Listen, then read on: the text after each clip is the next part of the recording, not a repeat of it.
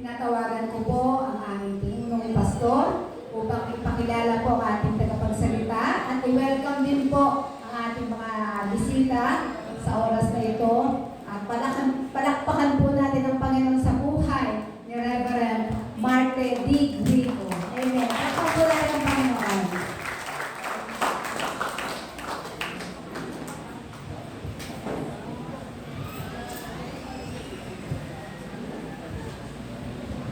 Amen. Glory to God. Talagang napakabuti natin, Panginoon. Laging tinutugon na ating prayer.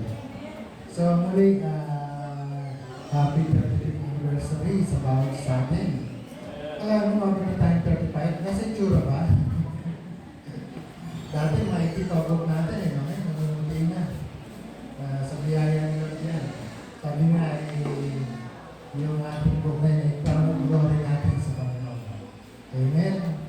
So, welcome po sa bawat sas. Unahin natin sino unahin natin. Unahin natin ang Roma. Nasa ba Roma? Ayan. Palakpakan ko natin Panginoon. Sino Pastor Ronald? Ha? Kanya. Siyempre, tapos Green Heights naman, si Pastor Sally po, sa Green Heights, sa Green Heights. Domingo po, sa MOJ Sarmiento, si Pastor Brito. Kasama rin dyan, San Jose Heights. Asan yung San Jose Heights? Si Carla. Yun. So, at siyempre din, kasama rin dyan ng Pandi. Pandi, sa Kalari. Sa lahat na naman yung kumpit ng magawa ng Panginoon, siyempre, isang mapalang araw po sa ating lahat. Ngayon ang po sa mag-share po sa atin, salamat sa Panginoon kahit pinapaunlakan, patulungin po ni Pastor Aida. Dami na, utas Pastor Aida, kaya lang sabi sa akin, hindi naman ako sinisipon. Gusto yata sa panahon ito. Alam niyo po, siya po ay taga-Word of Hope. Ako rin yan ang galing sa Word of Hope. Kaya lang muna kasi doon ako sa namatay na si Reverend Virgin Cruz. Yung like international ministry, Monterey Christian. Tapos, dahil tapos yung kontrata ng building nila, ang upahan nila sa Monterey, hinano kami sa Paramount. Paramount pa ng Word of Hope, sa Paramount. Nung namin si Pastor Aida, nagkakilala ulit. At tapos nung nalipot na dun sa main meeting, ginagawa pa rin yung Word of Hope na mga poste pa rin na ano lang. Talagang si Bishop Sabuta niya, malakas ang loob. Ginawa yung building, puro utang. Kaya tapos na sa biyaya yun. Kaya yung ating matagapagsalita, sa kung pastor din po ng Word of Hope, siya po ang bibili Bishop Dave Sobrevenia sa Word of Hope. Siya nga po ay sabi nga rito, dahil inano ko lang sa Facebook yung kanyang background nga po. Yan, sabi rito, pastor siya sa Word of Hope Family Christian Family Church, November 2020 up to the present. Nandun natin si ating tagapagsalita. Siya rin po academic dean ng Emmanuel Theological College hanggang ngayon. Mula 2020 po. Ganun din, academic din ng Emmanuel Bible College. Yan po ng ating speaker. At kasama siya, katulad ng ating founder, siya rin po ay isa ng Philippine General Council of Assemblies of God. At katulad ng speaker natin, sila katulad ng Pastor Patsa Janabay, sila Pastor Aida, tsaka yung mga nag-speaker din natin. Sila Modesta Gulao, si Jess Tumagan, saka si Mamalo Alonso, yung mga pinagano natin sa church. At siya nga po ay nagpag-aral bilang PhD sa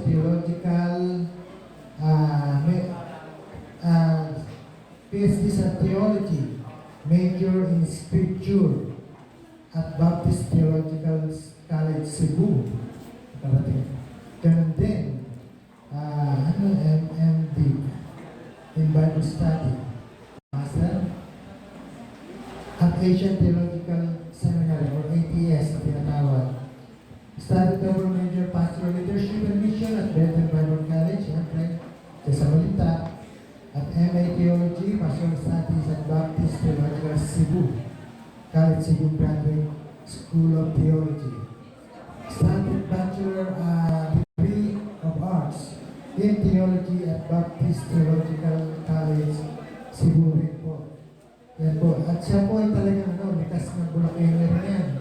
Taga-Malipit si ating speaker. Kaya hindi rin po iba sa atin.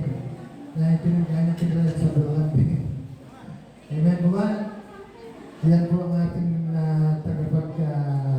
mag-share po sa atin. Marami na rin siya, malawag na rin po yung ating speaker. Excited na pa kayo para marinig. At kung meron pa nagtatagdag na sasabihin sa atin ng speaker, atin pong tayo po natin ito bilang pagkalang po sa kapabayan po na kanyang minsan natin Panginoon. Palapakan po natin Panginoon sa buhay. Yung pagkamilo pahasa po. Glory to God. Hallelujah. Maraming salamat po, Pastor Martin. Nakakaupo na po kayo. Hindi naman po ako politiko. I just want to really, I enjoy sharing the Word of God, lalo na po sa body of Christ. Sige po, hanap po kayo ng mahupuan.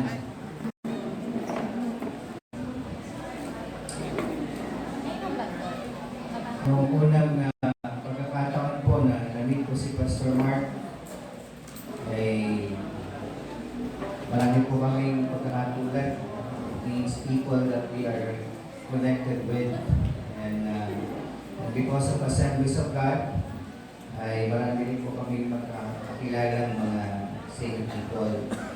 But I would like to thank the Lord for this privilege na makapagdala po ng salita ng Panginoon. And I do believe ang buhay na Kristiyano, kahit na sabihin kaunti lang ang narinig, pinapamuhay na. Diba? That is the wisdom of God's Word. Hindi dahil sa rami mong napakinggan, kundi sa rami mong sinunod. And your theme is Be God Pleaser. And ang inyo pong kinuhang verse ay Galatians 1:10. And for the sake of God's Word, or reading of God's Word, inaanyayahan po kayo na tumayo bilang paggalang po sa salita ng Panginoon. In Galatians chapter 1 verse 10, Paul writing to the Galatian believers, pinakaunang sinulat ni Pablo. Ito po yung pinakauna. And the reason why, or the reason behind he wrote this is very profound. At mahalaga po na through this verse we will try to get the message of Paul. For do I now persuade men or God? Or do I seek to please man? For if I still please man, I would not be a bond servant of Christ. Manalangin po tayo. Ganap ang iyong pag-ibig, hindi na kukulang, O Diyos, ang iyong mga pangako. Maging sa salita mo, O Diyos, kami ay napuno na. Itang dalangin po namin, O Diyos, patuloy kang mausap. Pinili ko ng iglesia ito, O Diyos, iyong iglesia. Ang mga talatang ito for a reason. At O Diyos, ikaw muna ang mausap. At ang banal mong Espiritu ang makupas ng bawat isang tainga. Upang anumang sumasagabal o God sa pagsunod namin sa iyong salita ay mawala ng tuluyan. So that we can obey you completely and wholeheartedly. Sa bago kong ito pinamula, bata hanggang pinakamatanda, ano man ang posisyon namin sa loob ng iyong katawan, sa loob ng iyong iglesia, gawa ay ukawin o mapukaw kami ng iyong banal na salita.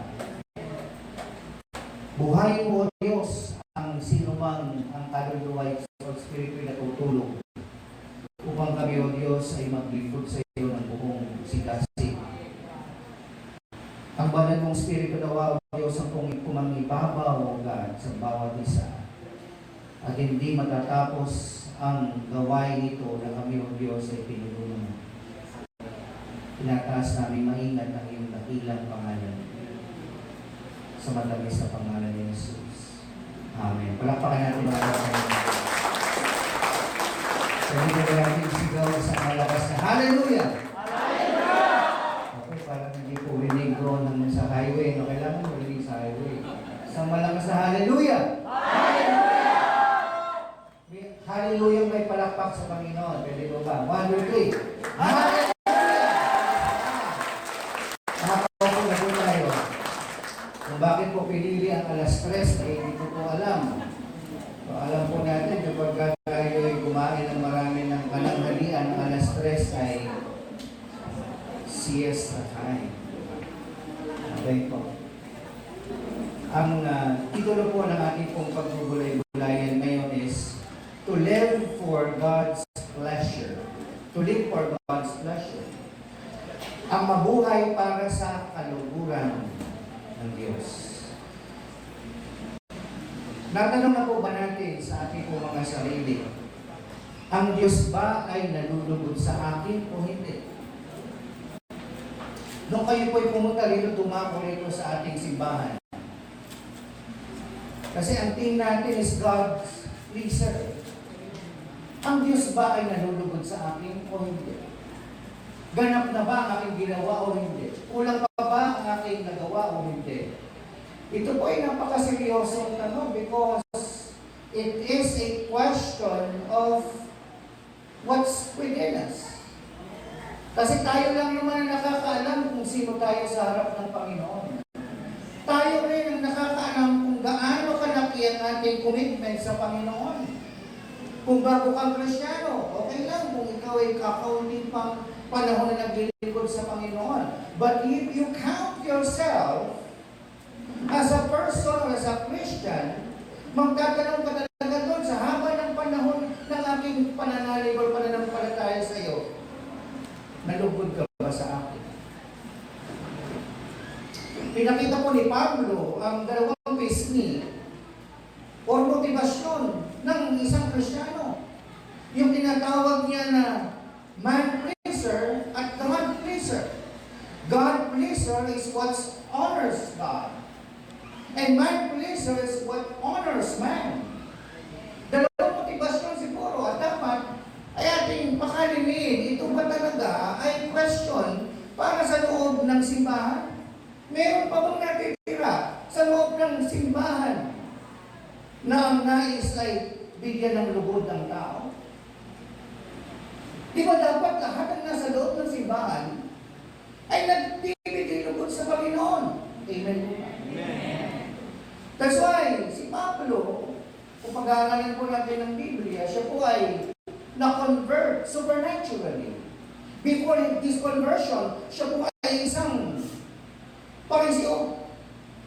At siya yung isa sa mga humahabol, tumutugis sa mga Kristiyano noon for the sake of pleasing the fathers. Yung tinatawag niyang tradition of my fathers. And Paul has mastered the art of pleasing people.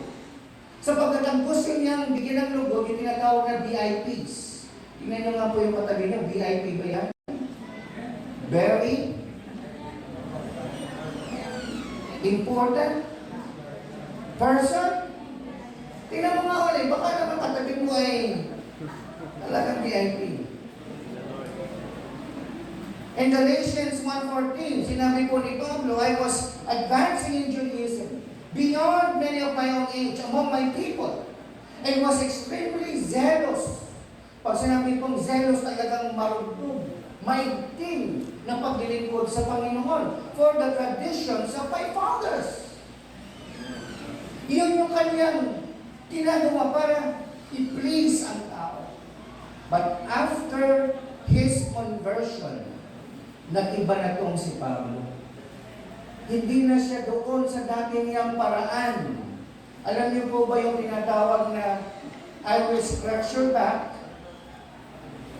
Scratch mine. to please man. Yun yung kanyang nais gawin para siya umangat doon sa pedestal ng pamumuno. But after his conversion, iba na po ang kanyang gawin. He wanted to please no other, one but God. Hindi na po yung ating mga song leaders nakalagay, nababasa ko, audience of one. Audience of one. Ibig sabihin sa lahat ng ating ginagawa, Diyos ang tumutunghay. Hindi tao. Yes, kapag ang tao tumingin, hindi naman kagalingan yung banda nila. Ay, hindi naman kagalingan yung song leader nila. Ay, hindi man kagalingan yung kanilang simbahan. But you know what? The true observer of our service is God. Diyos lang talaga. Kaya po nagbago na ang tono ni Pablo in 1 Thessalonians chapter 2 verse 4. On the contrary, we speak as those approved by God to be entrusted with the gospel. We are not trying to please people, but God. To test our hearts. And I want to tell all of this, lalo-lalo na po sa nasa ministry. People pleasers will always fail to please God.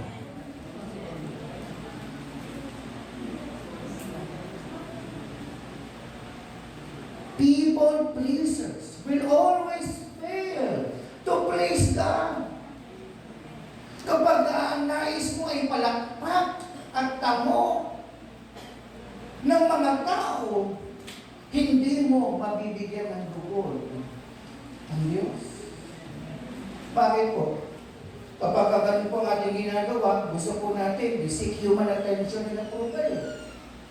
Pagbaba ng pagbaba, okay ba yung song ko? Okay ba yung tugtog ko? So ikaw mapipilitan ka na. Galing ko talaga. Wala pang practice yan. And those people who please man makes the center or the center of man's pleaser's hearts is pride. Ganun po talaga. And man's pleaser will never be contented. Gusto niya palagi siyang napapansin. Gusto niya palagi siyang ina-approve. Meron po bang ganito sa simbahan nito? Uy, pinagtaas ang kamay.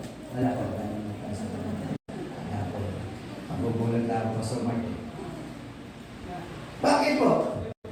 The church needs God's pleasers. Kailangan natin sa loob ng simbahan ay magbibigay lubod lamang sa Diyos. Lapakan mo natin ang Panginoon. Bakit po? Bakit po? Pumunta ka sa loob ng simbahan at papansin lahat. Nakakita ka na ba ng papansin na simbahan? No? Meron. Siguro nakapunta ka na doon. Hindi ka mabibless. Sapagkat alam mo, ang mga tao ay nakafocus sa kanilang mga sarili. Hello? Bakit po? Central to the church is worship. At kapag ang Diyos ay hindi nasasamba sa loob ng simbahan, ibig sabihin, may problema about man-pleasing. And the head of the church is Christ. Kapag hindi mo nakikita yung Christ-likeness sa loob ng simbahan, may problema about man-pleasing. And the life of the church is the Holy Spirit. Kapag hindi nagbabago yung kapatid mo na ibig sabihin, may problema yan about pleasing man. Ngayon po sa maghapon po ito, tatlong bagay po about what kind of life pleases God. Anong klaseng buhay ang nakalulugod sa Diyos? Sabihin mo, nakalulugod sa Diyos. Una-una, pleasing God acknowledges the grace of God. Ang pagbibigay lubod sa Diyos ay kumikilala sa biyaya ng Diyos. Sapagkat kung wala talagang biyaya ng Diyos, hindi talaga natin magbibigyan ng lubod ng Diyos. Kahit umabot pa tayo ng 70, 80, if the grace of God is never considered in one's faith, sino ba sa atin dito ang karapat-dapat? Wala naman, di ba? Di ba? Kahit na sabihin yung mga tumatayo dito, nakakakita ka na, hindi naman karapat-dapat. But because of God's grace, because of the grace of God, Jews and Gentiles are free from legalism. Sinulat ng Galatia sapagkat mayroong mga Hudyo na tinuturuan ng mga hindi kailangan magpa-circumcise kayo para tanggapin namin kayo, para maging Christian ka, which is not the gospel according to Paul. This is not the gospel that Paul was preaching. Kaya nga po, ito po ang mahalaga. God sees our unworthiness, but His grace prevails. Nakikita ng Diyos ang ating pagkalagpak sa Kanyang grasya. All of us fall short of the glory of God. And because we fell short of the glory of God, wala tayong magagawa sa ating ganang sarili kung tayo lalapit sa Panginoon. But grace of God prevails. Palakpakan po natin ang Panginoon.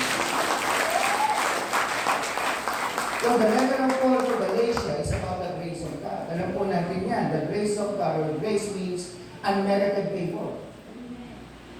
Or undeserved favor. Or love of God na hindi mo pinagtrabahuhan, hindi mo kinita, hindi pinag-uusap. Natanggap mo kahit hindi ka karapat, dapat. And that is the grace of God. That's why I like the song, yung sukdulang biyaya. Bakit? Sinagat na ni Lord yung biyaya niya sa atin nung binigay niya si Kristo. That is how great and amazing the grace of God. Kapag ang isang tao po ay nagtrabaho ng 8 oras sa isang araw, pagkatapos ng binibigyan po siya ng sweldo. Kapag ang tao ay nakipaglaban at meron siyang katunggali, baka tanggap siya ng kanyang tropeyo dahil sa kanyang ginawa. Ang tawag doon is prize. When a person receives appropriate recognition for his long service, Pastor, 35 years na dito. Sino po yung unang araw pa lang ng church na ito nandito ka na, taas po ang kamay mo? Yung unang araw, unang taon siguro, nandito ka na, palakpakan po ang Panginoon. Sister, siguro, young people pa lang kayo nun. Di ba? Young people. Pwede kayo tumanggap ng award. 40 years old po. No? Pero, but a person that is not capable of earning wage, or can win a prize, or deserves an award, pero nakatanggap pa rin siya ng biyaya, ito po yung larawan ng biyaya ng Diyos. We are all unworthy, yet we receive the grace of God. Hindi tayo karapat-dapat, pero nakatanggap pa rin po tayo. We cannot please God through our works. Sabi ni Pablo, but through the grace of God working in us. Hayaan natin ang biyaya ng Diyos ang lumikha, gumawa sa ating mga puso, sapagkat ang biyaya ng Diyos ang magbubuso sa atin na bigyan siya ng lubos sa lahat ng ating ginagawa.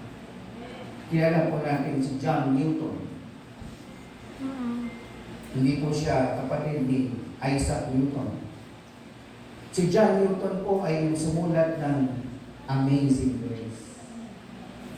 Si John Newton ay anak ng mga Magdalena. At hindi po siya lumaki ng mabuting tao. Napakasama niyang tao. Puro bisyo. Ang mga tao tumitingin sa kanya, napakasama ni John Newton. At hindi sa ano pa man, Siya yung nagbebenta ng mga alipin, kinukuha niya sa Africa at pinagbebenta niya din sa Europe. Kaya saksakan siya ng sama one time, isang gabi. May bagyo. Andun siya sa kanyang barko. Halos mabiyak o masira o magiba ang barko. Natakot siya. Natakot siya sa kanyang buhay. At dahil doon, kinonsider niya, wala palang kwenta ang buhay ko. At magmula noon, unti-unti siyang nagbago, naging siyang Kristiyano. Kaya na yung verse o yung kanta, alam po natin yan, kantahin po natin. Amazing grace, how sweet the sound that saved a wretch like me. I once was lost, but now I'm found. Once blind, but now I see.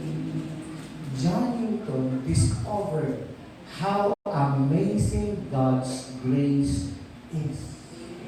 Hanggat di natin nararanasan ang biyaya ng Diyos, hanggat di natin binibigay ang ating buhay at hayaan ng Diyos ang maghari sa atin, hindi talaga tayo makapagbibigay ng lugod sa Kanya. Amen po ba? We need the grace of God. We need the love of God.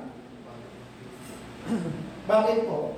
Grace makes our lives pleasing to God. In 2 Corinthians 9 verse 8, and God is able to make every grace overflow. Ang biyaya natin kailangan mula sa Diyos ay hindi lang muna born again ka. Ang biyaya natin kinakailangan mula sa Diyos ay araw-araw na biyaya na nagagaling sa Kanya. That's why kung mabati ka man sa galit ng iyong ginagawa, ang sinasabi natin ay by the grace of God. By the grace of God. Brad, ang galing mong mag-song lead. By the grace of God. By the grace of God. Sister, ang tagal mo na sa ministeryo. By the grace of God. That overflow in our life. So that in every way, always having everything you need, you may excel in every good work. Bakit po kailangan natin kilalanin ang biyaya ng Diyos para mabigyan natin siya ng lugod? Una, ginagawa nitong maging mapagpasalamat tayo. Amen? The grace of God makes us grateful. The grace of God, palagi kang tumatanaw na utang na loob sa Diyos. Lord, salamat dahil dapat nasira na yung family ko. Pero dahil sa biyaya mo, buong pa rin. Lord, salamat kahit nag-rebelde ako, tumayo ko sa magulang ko, pinabalik pa nila ako. Salamat sa biyaya mo. Kapatid, hindi nanguubos ang biyaya ng Diyos.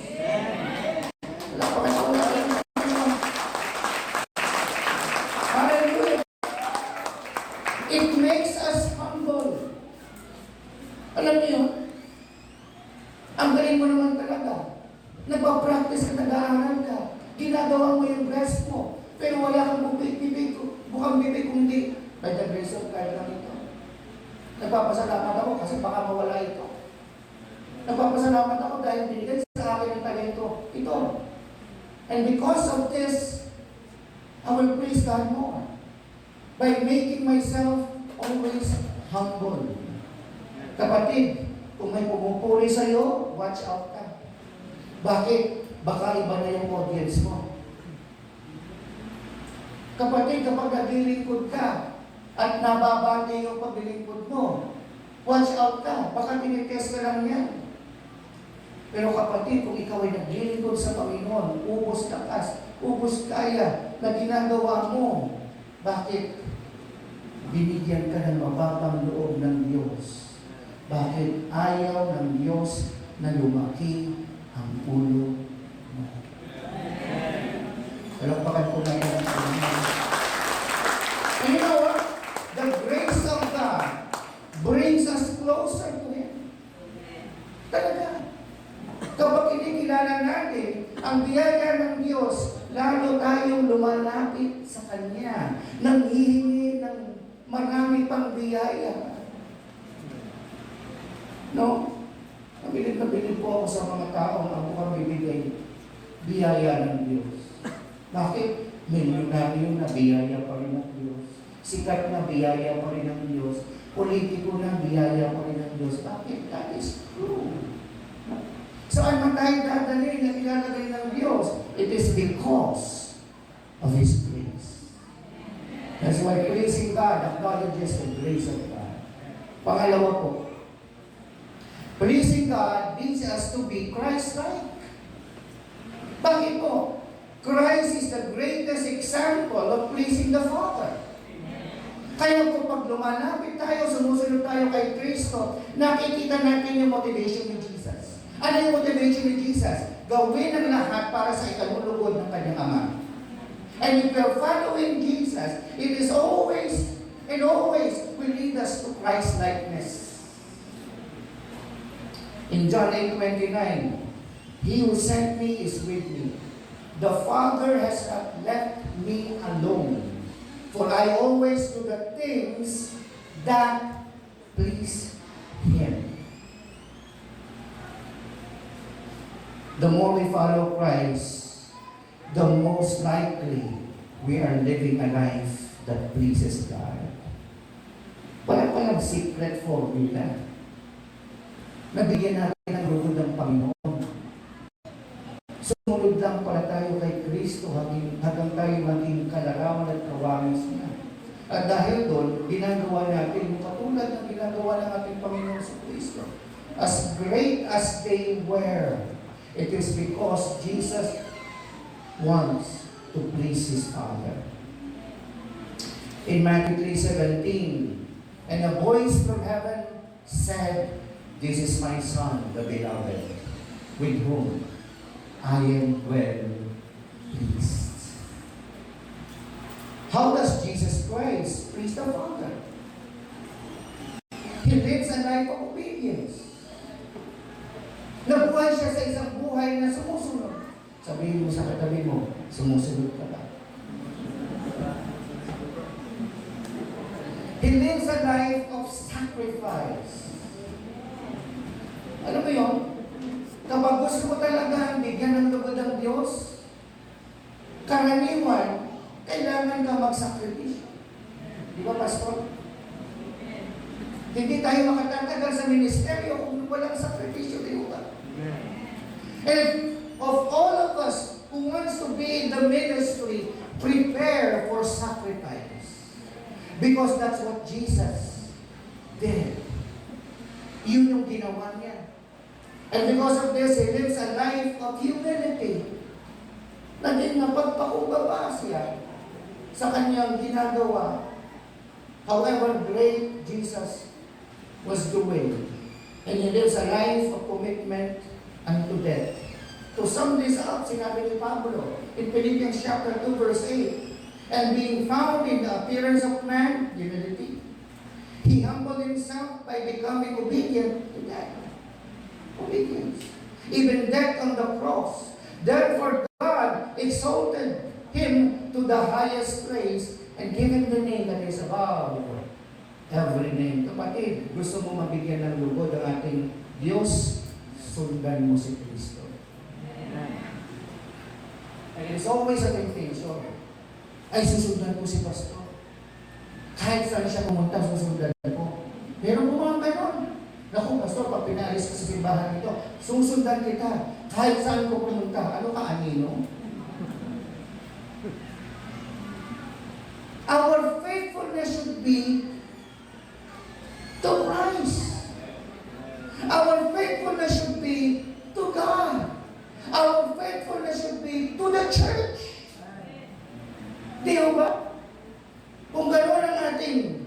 iniisip, wala pong church na malilipay. Walang church na hindi lalago. Bakit kay Kristo nakatunghay ang lahat ng mga mananampalataya? Amen po ba? Kaya, mayroon mang matisod dyan o doon, magpapatuloy ako. Sapagkat hindi nakasalalay ang ating pananampalataya sa tao. Ang ating pananampalataya ay nakasalalay kay Kristo. Hallelujah! At dahil si Kristo ang ating ulo at ating pinapanundan ang ating buhay, hindi man ganun kaganap, ay nakalulugod na. And God bestowed His favor on us when we pleased Him. Alam niyo yun? Kapag ang buhay natin ay nakalulugod sa Diyos, powerful ang ating mga panalangin. Amen po ba?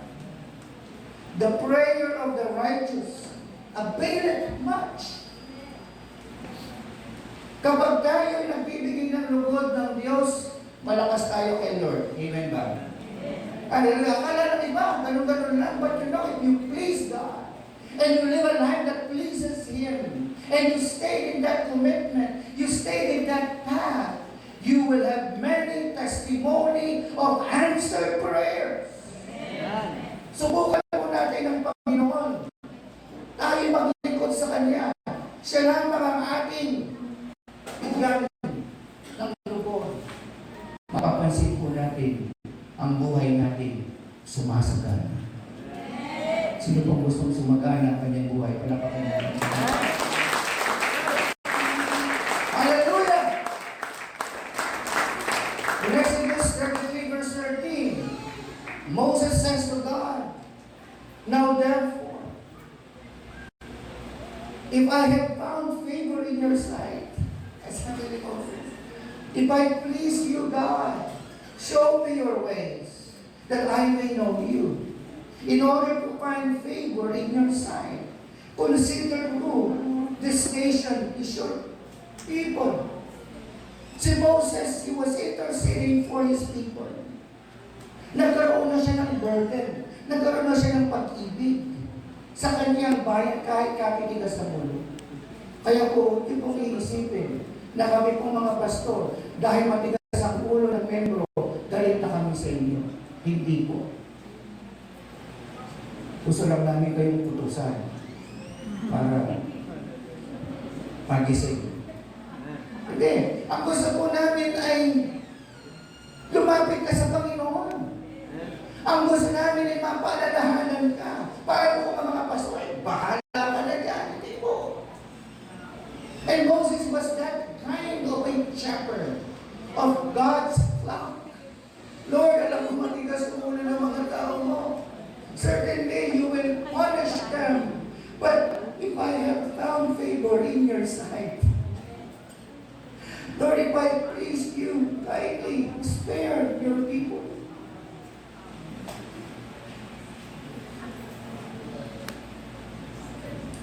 Ang nagbibigay lugod sa Diyos, malakas kay Lord. Palakpakan ko natin. Malakas kay Lord. No? Sino po nasabihan na sa inyo? Pakibukasan lang po. Kasi minsan, pag binubuksan mo na, pipindot mo yung katawan at sumasabog dito sa mga. Kino lang po.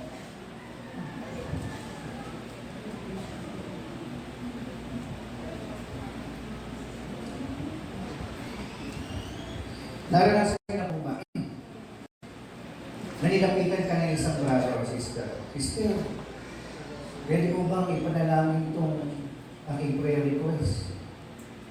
Bakit naman? Ikaw na lang mag-pray. Hindi. Mas malakas ang kay Lord. Sino na po ang nakaranas mong ganon? Taas mo kamay mo kung amen yun. No? Wow, marami tayo malakas kay Lord dito. Alam nyo na. You know, if you please God, kung nagbibigay tayo ng lugod sa Panginoon, madali tayong pakinggan ng Diyos. Amen? Ang sino mang nagbibigay ng lugod sa Diyos, malapit sa Diyos. Ang sino man nagbibigay ng lugod sa kanya, naglilingkod sa kanya. Hallelujah. Pangatlong bagay. Ayun po, pangatlo na po yun. Okay. Pleasing God chooses the path of servanthood. Kanina po, binasa po natin yung sinulat ni Pablo sa Galatia 1, Unos. At dahil sa si Pablo ay gustong bigyan ng lugod ng Diyos, yun yung nagbunsod sa kanya na maging bondservant, di ba? And if you will read the Roman meaning of bondservant, ibang klase ito. Ibig sabihin, ikaw ay pinili mong maging alipin. Pinapalaya ka, pwede ka rin palayain ng iyong amo, pero amo, sa'yo na ako lumaki. Hindi mo na nakikita yung aking sarili sa ibang lugar. Alipin mo ako habang buhay. So yung Roman boss o Roman Lord na yon, lalagyan siya ng pakaw dito sa tayo. Tanda na siya ay aliping panghabang buhay. Paul said about himself, I'm a bond servant of Christ. Ang sino mang gustong magbigay ng lugod sa Diyos, masusupungan niya ang kanyang sarili na naglilingkod. Markahan niyo po yan. Pero yung mga Kristiyanong ayaw magbigay ng lugod sa Diyos, lalayo yan. Brad, baka gusto mo sumama. Mag-i-evangelize kami dyan sa kabilang baryo. Ay, mayroong work. Sister, baka gusto mong sumali sa choir. Narinig ko habang nag-praise and worship. Ang ganda ng boses mo. Busy sa work. Pero alam mo, ang sino mang nagbibigay ng lugod sa Panginoong Diyos, hindi inaantay o iniisip kung sino siya sa harap ng dagdag. Napasin niyo ba yun? Ang totoong lumalapit sa Diyos kahit na kapitan siya ng barko. Sa Word of Hope po, merong general kami dyan. Pero marshal siya yung nag-aano ng mga sasakyan. Kung hindi mo tatanong sino po kayo, hindi malalaman na general. Gusto magbigay ng lugod sa Panginoon.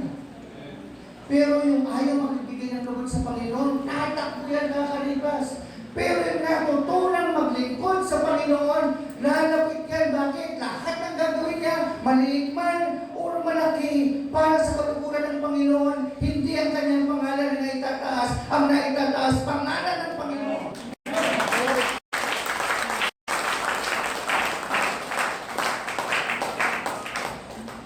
Kanina po sinabi po natin, mayroong dalawang motibasyon na sinabi si Pablo. The one that honors God, God pleases. The one that honors man, man pleases. Ito po yung tinatawag na rhetorical question. At ano pong ibig sabihin po nito? When he chose to please God, nung natutunan niyang ang Diyos na mismo ang gusto niyang paglingkuran or bigyan ng lugod, naging bond-servant na siya. Servant for life. So, siguro ang laki ng bigaya natin na hindi lang tayo mga pastor yung mga bond-servant. Sa amin pong bukasyon, wala po kami tinatawag na retirement age. Retired na po kami siguro kung kami na ay wala na sa mundong ito. Napakaligayang isipin ng lahat ng membro, lahat ng kapatiran dito sa family of Jesus, think of themselves as bondservant. Maglilingkod ako hanggang ako'y buhay. The word to please comes from the Greek word aresko, with a willing idea to serve others. Kaya nga po, nakikita na po ba natin ang ating sarili na nagnanais maglingkod sa Diyos? Kung totoo po yan at kung yes po yan, palapakan po natin ang Panginoon.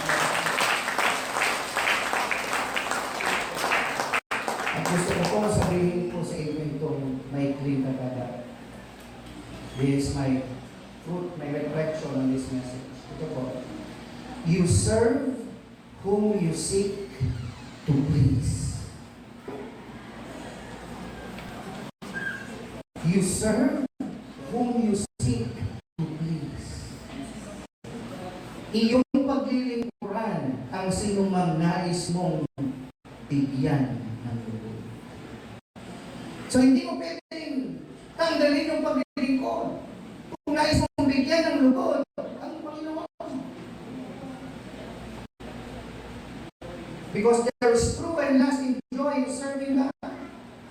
In Psalm 100 verse 2, serve the Lord with gladness. Come before Him with joyful songs. Ang naglilingkod sa Panginoon, masaya. Palakpakan ko natin ang Panginoon. Ibig sabihin, ganito, hindi inaantala ang pagod. Hindi inaantala ang anuman. Pero sa discipleship pastor, napansin ko may mga young people. Pag sinabi bang gusto mo sumama sa ministry, meron isang young people na hindi pa talaga pumapasok, hindi pa talaga kumikilala sa Panginoon. May kontrata po yan. Si bata-bata pa, di na alam yung ministry. Baka akala niya, pagka nasa loob ka ng simbahan, may kontrata. Sino po may kontrata dito para maglingkod sa Panginoon? Huwag naman pusa. Pakiusap.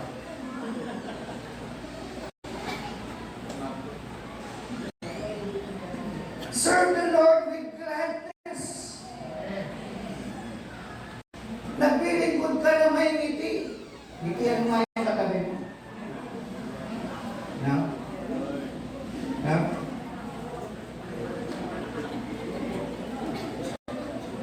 Yung ngiti na yan, kapag after 30 seconds, hindi naman tinatanggal na yung ngiti, iba na po yan. Sa Tagalog po, nahipa ng kanin. Ang ibig sabihin, hindi ka tinatawag na weather Christian. Ibig sabihin, mahirap ang simbahan, maluwag ang simbahan, may problema ang simbahan, masaya ang simbahan, nandun ka. Hallelujah. Praise the Lord. Bakit? May galak, may saya na naglilingkod sa Panginoon. Na-miss ko po yung worship style ni Brother kanina, si Brother Lagudin. Lagudin, no? Kasi po, yun po yung ginagawa ko ng medyo bata-bata ako eh. No? Hanggang dumidi pa. No? So, di ba nagagawa natin yan? At ngayon eh, ano na lang eh. Balikan na lang yung mga... Hallelujah! Dahil ang paglilingkod may galak. Ang paglilingkod, ang Diyos ang iyong binibigyan ng lubod. Hindi tao, kung tao lang. Talagang maano na eh. Masisira yung diskarte mo, pero alam mo ang Diyos, ang pinag-aalayan mo ng pagsamba at paglilingkod. Wala ka nang pakialam sa sasabihin ng tao. Si David nagsayaw ng pambihirang sayaw. Ang kanyang asawa, sinabihan siya, para kang hindi hari, para kang nakainom. Pero sinabi niya, no? I'm doing it for God. I'm doing this for God. Let us serve the Lord with gladness and joy. Hallelujah. Bakit po? Serving God separates us from the many. Ang katunayan po, kung magsisimula ka maglingkod sa Panginoon, mapapansin mo, nagsimula, marami kayo. Di ba? Marami kayong gusto maglingkod, unti-unti nababawasan. Unti na lang. Hanggang nakita mo yung sarili mo, ikaw na lang. Bakit? Service or serving God separates us from many. We know of Joshua when he said in 24 verse 15, but if serving the Lord seems undesirable to you, then choose for yourself this day whom you will serve. Whether the gods your ancestors served in beyond the Euphrates or the gods of the Amorites in whose land you are living, but as for me and my house, we will serve the Lord. Hallelujah! Darating ka sa pagkakataon na para mabigyan mo ng lungkot ang Diyos at ang Diyos lang. You will decide, Lord, bahala na sila, basta ako maglilingkod sa iyo. Isasama ko pa yung pamilya. Palakpakan po natin ang sa ating pong conclusion. Kung nababasa po niyo, medyo maliit po. Wala, nasira rin. Basta nasira yung projector. Pero kung nababasa po niyo yan, basahin po natin ng sabay-sabay. At kung hindi niyo mabasa, dahil nakalimutan niyo ang inyong salamig sa bahay, makinig naman po tayo. Basahin po natin ng sabay-sabay, pakalimiin po natin. 1, 2, 3. Do we seek to please God? Are we willing to do what it takes so that God will be pleased with us? Let us acknowledge the grace of God, that we may not rely on our own works. Let us be like Christ as He pleases the Father. And let us choose the path of service so that in all ways we can find ourselves aiming to please God for His honor and for His glory. Palakpakan po natin. I don't know, kung meron po mga ilang minuto, Pastor, I want to pray for everybody. No? Ngayon ko lamang po nakita kayo po ngayon nilang nakita, pero tayo po yung isang katawan. Amen? And I will make an altar call. But this altar call is a very special altar call. Ito pong altar call nito ay invitation to serve God. Yung number 3 po natin, service eh. Nagsisimula na maglingkod ka sa Panginoon. Sino pong gusto maglingkod sa Panginoon sa oras na ito? Nasa mo kami. Hallelujah. Kaya kayo tumayo, ako meron pong music. Alam niyo po, napaka-sarap maglingkod sa Panginoon. Kung makikita lang natin yung katotohanan, kung malalaman lang natin kung gaano kagusto ng Diyos na ang kanyang mga anak na niligtas ay naglilingkod sa Kanya. Nais ng Diyos, o kung nais man natin na mapangiti si Lord sa oras na ito. Decide for this invitation. Lord, I want to serve you. I don't know how. Ano ba ang pwede mong gamitin sa akin, Lord? Pero sa oras na ito, anything that you can do for God, because of His grace, siya ang magdadagdag sa iyo kung ano man ang pangangailangan mo. At sa lahat po na nagtaas ng kamay o bagaman hindi ka nagtaas ng kamay, you want to serve the Lord, you want to please God, inangiyahan kita na lumapit dito sa harap, and we will pray. This is a decision that you have to make yourself. Sige po, lapit po tayo doon. Pagkukulang ng parang at bukas mo pagsimula.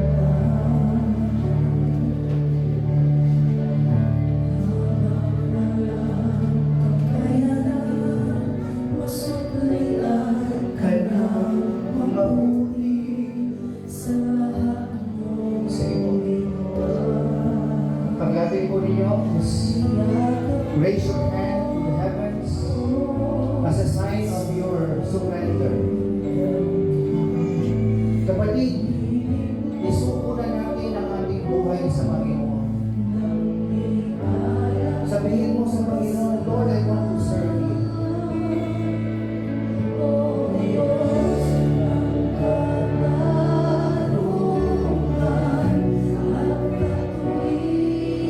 Sige po, manalangin po tayo sa Panginoon. Hayaan po natin na mangusap sa atin ang Diyos.